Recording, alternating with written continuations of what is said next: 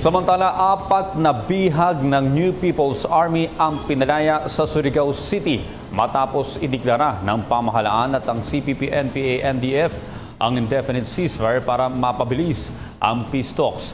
Pinalaya ang 3 pulis na sina Caleb Sinaca, Jerol Bagayas at Santiago Lamarilao at isang police civilian employee na si Rodrigo Angob, 2 buwan matapos mabihag ng NPA.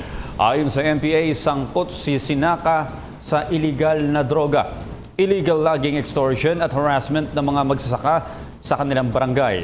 Naging bihag ang 3 iba pa dahil kasama umano nila si Sinaca ng puntahan ng grupo.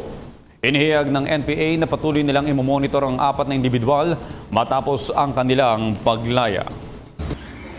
Ako po si Cathy San Gabriel. Subscribe na sa PTV YouTube channel.